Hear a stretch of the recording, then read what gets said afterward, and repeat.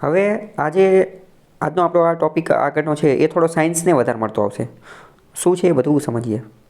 તો ઇન્ટરનેટના ને એ બધાના કારણે, કનેક્ટિવિટીના કારણે, ગ્લોબલાઇઝેશનના ને એ બધાના કારણે સમગ્ર વિશ્વ જે છે ને એ એક રીતે ગ્લોબલ વિલેજ બની ગયું છે.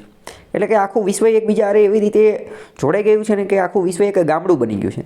વિશ્વના એક ખૂણાની અંદર કોઈ ઘટના બને તો તરત એની અસર બીજા ખૂણે થાય, અથવા તો એક ખૂણામાં કોઈ ઘટના બને એની ખબર તાત્કાલિક બીજા ખૂણે જે છે પડી જાય છે. તમને એવું લાગે એક જગ્યાની અસર બીજી જગ્યાએ કઈ રીતે તો કે થાય તેને ગલ્ફ કન્ટ્રીઝની અંદર કંઈ પણ ડખા થશે તો ક્રૂડ ઓઇલની ભાવ જે છે એ ઉપર નીચે થશે. એ ભાવ ઉપર નીચે થશે તો ભારતને ક્રૂડ મોંઘું અથવા સસ્તું પડશે. તો એના કારણે આપણે પણ અહીંયા ઇન્ફ્લેશન, ફુગાવો જે છે એમાં વધઘટ થશે.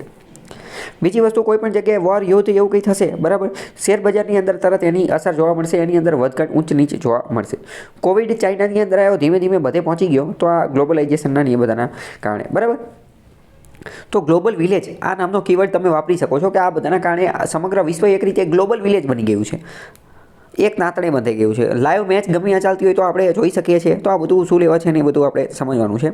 તો ઇન્ટરનેટ એક રીતની ઇલેક્ટ્રોનિક પ્રણાલી છે કે જેણે સમગ્ર વિશ્વને એક તાંતડે બાંધી દીધું છે, અને એ બધાના કારણે આપણે બધું આ WWW વર્લ્ડ વાઇડ વેબ ને ટેકનોલોજીને બધાનો ઉપયોગ થાય છે, બરાબર. હવે આ બધામાં જે છે આ બધાની વાત કરીએ તો આ બધામાં આપણે સેટેલાઇટ ફિલ્ડની અંદર, ઉપગ્રહની અંદર પણ આપણે ઘણી ક્રાંતિ કરેલી છે. ઉપગ્રહ આપણે ઘણા બધા લોન્ચ કરેલા છે. ઉપગ્રહ જે છે અલગ અલગ પ્રકારનો હોય. એમાં એક પ્રકારનો ઉપગ્રહ હોય remote sensing satellite. Remote sensing satellite અત્યંત મહત્ત્વનો કીવર્ડ છે. કીવર્ડ સમજવાનો છે. શું કીવર્ડ છે તો કે રિમોટનો મતલબ શું થાય પહેલાં એ સમજો. રિમોટનો મતલબ એવો થાય કે રિમોટ એટલે કોઈ પણ રિમોટ ઘણી બધી જગ્યાએ આવે. રિમોટ કીવર્ડનો ઉપયોગ ઘણી બધી જગ્યાએ થશે, પણ ગમે આ તમે રિમોટ શબ્દ વાપરો, તમારા મગજમાં તરત ચિત્ર આવવું જોઈએ, ક્લિયર થવું જોઈએ.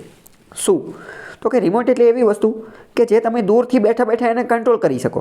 એના સંપર્કમાં નથી આવવાનું, ત્યાં ડાયરેક્ટ એને ટચ કરવા નથી જવાનું. દૂરથી બેઠા બેઠા તમે જો કોઈ વસ્તુને કંટ્રોલ કરી શકો તો એને રિમોટ કહેવાય.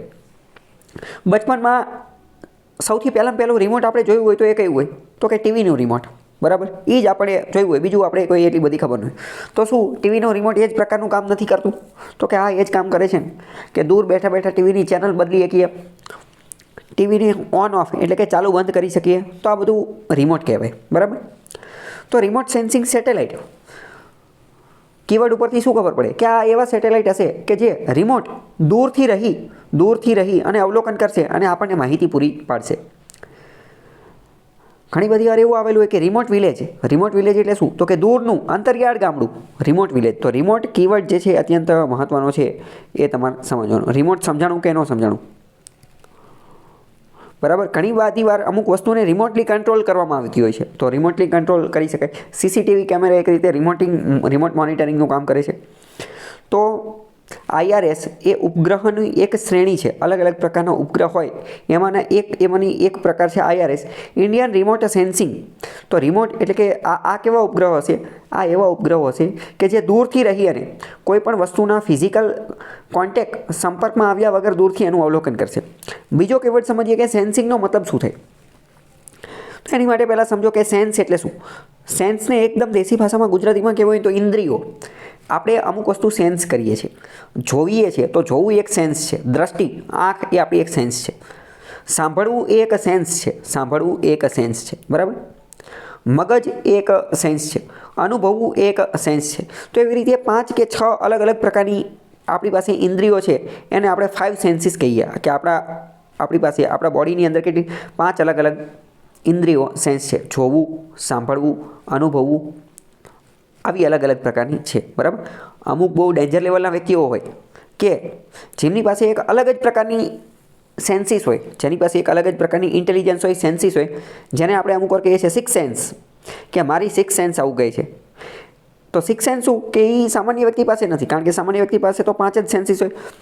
પણ અમુક ડેન્જર વ્યક્તિ હોય એને એમ લાગે કે મારી 6 સેન્સ આવું કહે છે કે આવું થશે, અને કદાચ એવું થતું હોય, થાય ન થાય એ વાત અલગ છે, પણ 6 સેન્સ એ સેન્સ વસ્તુ એવી છે. મતલબ કે સેન્સ એટલે કે કોઈ પણ વસ્તુને અનુભવવું. સેન્સ ઉપરથી શબ્દ આવ્યો સેન્સર. સેન્સ ઉપરથી શું શબ્દ આવ્યો? સેન્સર. તો કે અત્યારે તો ઘણી બધી જગ્યાએ અલગ અલગ સેન્સર આવે, ઘણા બધા સેન્સર આવતા હોય. મોસ્ટ ઇમ્પોર્ટન્ટ સેન્સરની વાત કરીએ આપણે તો કે ઓટોમેટિક ગાડી જે છે એની અંદર ઘણા બધા સેન્સર જે છે એ આવતા હોય. જેમ કે હું તમને અત્યારે વાત કરું થોડા દિવસ પહેલાંની રીતે મારે એક ગાડીનો એક્સિડન્ટ થયો હતો, બરાબર.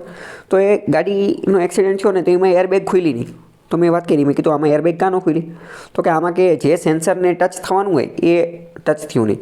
અથવા ગાડીની અંદર તમે અમુક વાર જોયેલું હશે કે શું હોય કે ગાડી આપણે રિવર્સ લેતા હોઈએ તો રિવર્સ લેતા વખતે કેમેરોને એવું બધું નાખેલું હોય, તો પાછળ કોઈ ઓબ્જેક્ટ આવે ને તો તરત જ તે મ્યુઝિક વાગવા લાગે. તો એને કેમ ખબર પડે ગાડીને? તો એમાં એ રીતના સેન્સર્સ નાખેલા હોય એટલે. તો સેન્સ એટલે અનુભવવું, ઇન્દ્રિય, એની ઉપરથી શબ્દ આવ્યો સેન્સર. ચલો હવે અહીંયા હું બીજો પ્રશ્ન પૂછું. આપણે થોડુંક ઓફ ટોપિક છે પણ અહીંયા વાત છે સેન્સર કીવર્ડને વધારે સારી રીતે સમજવા માટેની. તમે વિચારીને કહો કે એક ગાડી કે હ્યુમન ચાલિત મનુષ્ય વડે ચલાવવામાં આવતી ગાડી અને સ્વચાલિત ગાડી, ઓટોમેટિક કાર, આ બેમાંથી એક્સિડન્ટ નહીં થવાની સંભાવના વધારે કોનામાં છે? કે આ વ્યક્તિ ચલાવશે, મતલબ કે એક તો ચાલો રોબોટ એટલે કે કોમ્પ્યુટર ઓટોમેટિક એક ગાડી ચાલે છે અને એક મનુષ્ય દ્વારા ગાડી ડ્રાઇવિંગ કરવામાં આવે છે. તો કોની અંદર એક્સિડન્ટ વધુ થવાની શક્યતા છે? કઈ ગાડી વધારે એફિશિયન્ટલી, વધારે સારી રીતે ચાલી શકશે? રોબોટવાળી ગાડી જે છે એ ચાલવાની શક્યતા વધુ છે, એ વધારે સારી રીતે ચાલી શકશે. કેમ? કારણ કે આપણે જોઈએ કે મનુષ્ય પાસે આપણે જોયું કે આપણી પાસે તો 5 જ સેન્સીસ છે. જ્યારે આમાં તો તમને મજા આવે એટલા સેન્સર નાખી દો, જેટલા મજા આવે એટલા સેન્સર નાખી દેવાના, એટલે એ રીતનું કામ કરશે. પહેલી વસ્તુ. બીજી વસ્તુ, મનુષ્યમાં એવું થઈ શકે છે કે મનુષ્ય એકની એક ભૂલ વારંવાર કરે. જ્યારે એવું નથી કે આ રોબોટવાળી કે ઓટોમેટિક ચાલતી ગાડી એ ભૂલ નહીં કરે, બની શકે એ પણ ભૂલ કરશે, પણ એની એક ભૂલ એકવાર સુધારી દીધી ને પછી એને ભૂલ એ બીજી વાર નહીં કરે, રિપીટ નહીં કરે એ ભૂલનું, બરાબર. ત્રીજા નંબરની વસ્તુ કે એમાં તો ઘણા બધા સેન્સર્સ, ખાલી સેન્સર્સ જ લગાવવાના છે. મનુષ્યને એવું બની શકે કે આને ઊંઘ આવી જાય, આને ઊંઘ આવવાની કે એવી કોઈ વસ્તુ જે છે એ રહેલી નથી, બરાબર. જો કે હેક થવાનું ને એ બધી આખી અલગ વસ્તુ છે, પણ ઇન શોર્ટ આમાં જે છે એ શક્યતા, આની એફિશિયન્સી જે છે એ ધીમે ધીમે વધી રહી છે. હું અત્યારની વાત કરું છું, બરાબર, બહુ પહેલાંની આપણે વાત કરતા નથી, કારણ કે અત્યારે તો જે ઓટોમેટિક લેવલે જે પહોંચી રહ્યું છે એ. ચલો, હા, જેમ કે હું તમને એક બીજું ઉદાહરણ આપું. મેં એક કે ડ્રામા જોયું હતું, બહુ સારું કે ડ્રામા હતું, સ્ટાર્ટઅપ, બરાબર. તમને પણ ટાઈમ મળે તો જોજો. સ્ટાર્ટઅપ વિશે ઘણી બધી સારી માહિતી મળશે.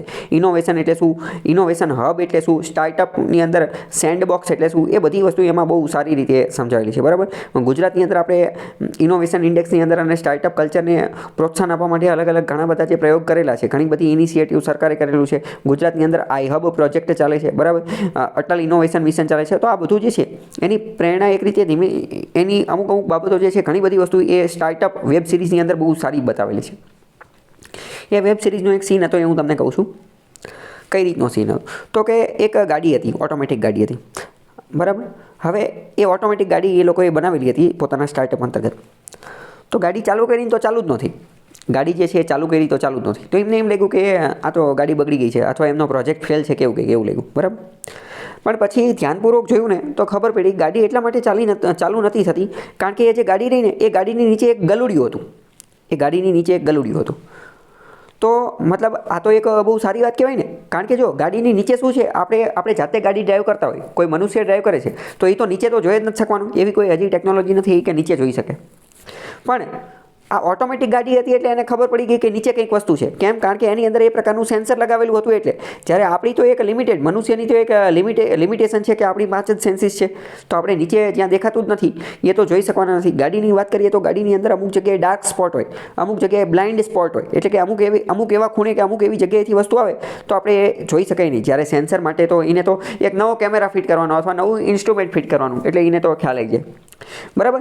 તો મતલબ કે સેન્સર્સ શબ્દ અને સેન્સિંગ શબ્દ અને રિમોટ શબ્દ, આ બધું પહેલાં તો તમે સમજી ગયા કે ન સમજી ગયા.